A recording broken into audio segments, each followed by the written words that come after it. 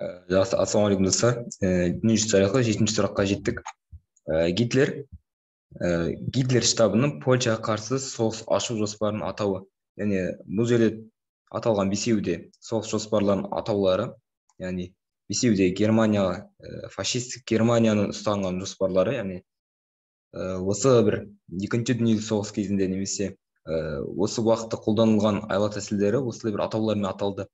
Және де осыған байланысты ақпараттарды жеке-жеке береміз. Және де осы 5 жауаптың ішіндегі қайсысы Польшаға қарсы ашылған жоспар екенін табу керекпіз. Енді Адольф Гитлер. Адольф Гитлер неміс мемлекеттік және саяси қайраткері, нацизм идеологиясын және үшінші рейх тоталитарлық диктатурасын негізін қалаушы. Диктатура деген мәңгілік билік, шексіз билік. Енді Адольф Гитлер туралы барлықтарыңыз білетін боласыздар. Екінші дүниежүзілік соғыстың бастаушысы ретінде қарастырамыз. Екінші дүниежүзілік соғыста Германия қарулы күштерінің бас қолбасшысы. Жалпы өмірбаяны бүкіл жазылған. Енді біздерге тікелей керегі осы ұйымдастырылған жоспарларды қарастырайық.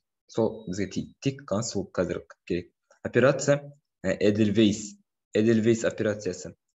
Ол бізде, яғни Кавказ жерлеріне қарсы бағытталған, яғни Бакуге, мысалы Гразона аймақтарына, яғни осы, яғни қазіргі таңдағы Әзербайжан жерлеріне қарсы бағытталған жоспардың аты қалай аталды? Ол бізде Эдельвейс деп аталды, яғни Эдельвейс операциясы. Демек, ол бізде Польшаға емес екен, иә. Енді мына жерде біздерде, яғни соңғы қараңыздар, орны Кавказ жерлеріне қарай. Енді бұл жерде соңғы шешімі қалай болды? Вермахты, яғни сол жерде тоқтады, яғни Кеңес Социалистік Республикасының жеңісімен аяқталды. Демек, сәтсіз аяқталған. Бұл бізде Кавказ жерлеріне қарсы бағытталған Эдельвейс. Одан кейін Тайфун. Тайфун ол бізде Мәскеу шайқасы, екінші соғыстың ірі шайқастарының бірі. Яғни неміс қолбасшыларының Тайфун атты арнайы шабуыл жоспары бойынша Мәскеуді басып алуды Германияның орталық армиялар тобы жүзеге асырмақ болды. Демек, бұл Мәскеуді басып алуға арналған саясат жоспары. Демек, ол бізде жауап емес, бізге Польша керек. Барбаросса. Барбаросса жалпы осы бүкіл екінші соғыстың негізгі идеологиясы Барбаросса жоспарынан шықты. Оған дейін де тарихта осы Герман тайпаларынан кейін келе жатқан бір мықты Барбаросса жоспарының негізін салып кетуші адам бар. Алда уақытта ұбытта келсе ол туралы айтатын боламыз.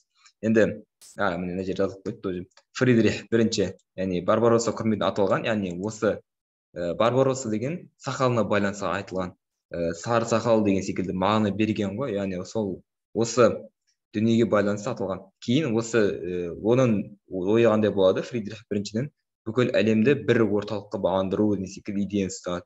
Яғни осы идеяны кейін не істейді? Гитлер ары қарай жалғастырады. Ал енді Барбаросса жоспары бізде Германияның КСРО-ға қарсы бағытталған соғыс жоспары. Жауап ретінде не істейміз? Сызып тастаймыз.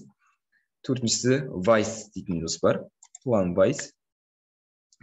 Белый план. Ал енді немецкий стратегический план военных действий против Польши. Яғни жауапты таптық, яғни неміс стратегтерінің әскери әрекеті, яғни Польшаға қарсы. Ол бізде Вайс болады екен, иә. Енді кеттік. Соңғы Цитадель. Операция Цитадель, яғни ол бізде операция Цитадель ол бізде 1943 жылы шығыс майданда күрт жағдайда өзгеріне байланысты кеңес әскерлерінің операциясы Ураның барысын қоршалған Вермахты 6-шы әскерін жеңді дейді.